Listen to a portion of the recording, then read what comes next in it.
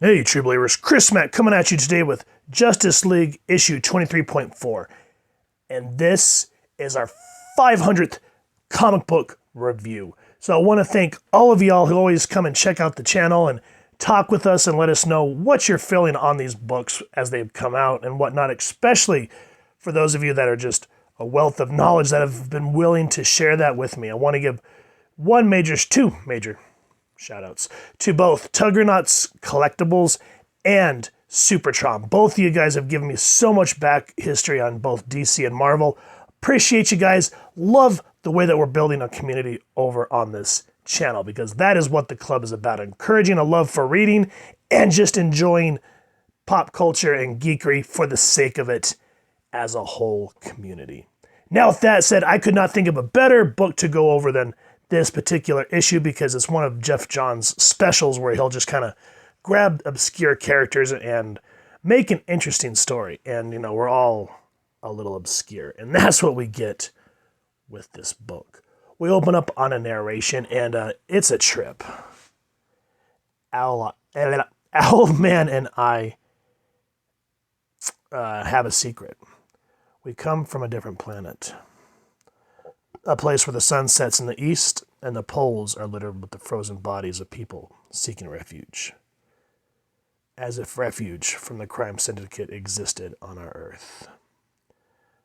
But where we come from isn't our secret. You'll come to learn them, but not yet. And so we get an interesting take on sort of a throwback to what happened to Bruce and his family, which, yeah, the trope is getting a little old, gun, back alley, blah, blah, blah. But then all of a sudden, the police, you realize that it's not Joe Chill, etc., so forth. This is a day like any other, a bad day that would get much worse. And it just goes into a major cacophony of gunfire. And you're thinking, okay, you see Alfred here. And he says, I'm doing my best to follow you, sir. But when you kind of crouch the rooftops, you're harder to track. Where's Talon? And you're thinking, Talon, the Court of Owls? He isn't answering his comlink. You should never told him about his parents, sir. Or told him the truth about Barbara and the rest. And he's like, you should have done what you always do. Lie. And so you realize this is not Batman, but instead we are on, I think this is Earth 3. And this is Owlman. This is Thomas Wayne Jr., who did have a brother named Bruce. That's a whole other thing. Now let's talk about who made this book. Justice Society, the wild card. Jeff Johns and Sterling Gates writer. Simon Krasinski doing the art. John Salas, colors. Taylor Esposito, letter. Mikael Yannon doing the cover. And then there's everyone else working on the book. And so you're thinking, Talon. We'll get into that in a moment, but the book in and of itself just gets darker and darker. And the mood, the art, pushing the narrative. I mean, look at the deep shadows. It's like you'd be feeling like you're reading Brian Azzalo's, or I can never pronounce his last name. Make fun of me down in the comments, but the guy that wrote 100 Bullets kind of feels that way to a degree. And sorry, I'm having a hell of a time focusing on the text, guys. Because systems give him, meaning Owlman, control. Without control, chaos reigns. And if you allow a little chaos to happen, it can become a cancer, growing larger and larger until the system dies. That's what this man wanted. He wanted to break Owlman's hold on the people. He wanted Gotham to be free from his grip. The Joker. And here, this kind of, it took me a minute. It sort of took me out of the story. I wish it would have been someone other than the Joker. I get what they're trying to do, but just that whole flip of hero and villain, it's been done to death, especially with Sean Gordon Murphy's, not Curse the White Knight, but the original White Knight story. But I get how there's that yin and yang of the story, and it does work. And because Owlman is so hung up on control because of what he's lost in a sense and why he relies on Alfred, but he's got Gotham by the cojones and he's not letting go. Everyone's afraid of him, the police, citizens. The only person not is the Joker. And Owlman goes around trying to discredit him. And you're thinking he's mad because look at this. This citizen gets shot down. He goes, "Now's not the time to hang laundry, mister." He goes, he wanted us to believe he, meaning the Joker, was crazy and unpredictable. Though the truth was, the Joker was everything but. Too many lives cut short in all of this. Ugh. And what happens with Alfred and the Joker, again, Talon, I don't want to give away everything about Talon, but I will give you this little nugget that in this universe, Talon is Richard Grayson. And the way Owlman manipulates the Boy Wonder to join him, and the revelation of what happens while Owlman is busy with Ultraman. He goes, "He can't see us, Superwoman. Not in here. Now shut up and kiss me."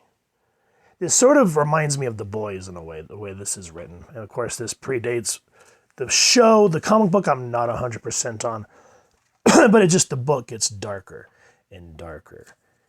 And as you get towards the end of the story, one thing I want to get at, because this leads into Forever Evil, we see that they become to the Prime Earth and they have Nightwing hostage. And it goes into an event, which was Forever Evil. Whoop-de-doo. The one thing about Forever Evil that really chapped my hide was the fact that all it did was build up for people to, quote unquote, have Dick Grayson's identity revealed, and that Dick Grayson became a part of Spiral, which that was just an awful, awful time for comics. Ugh. I mean, they're not too much better now, but that was bad. Richard Grayson, agent of Spiral, is no, just no. Anyway, what makes this panel significant is the fact that we see Alfred, who's now calling himself the Outsider, says, "I didn't realize that Owlman was sentimental and had a conscience." And so Richard here, Dick, Nightwing, plays a big role in that.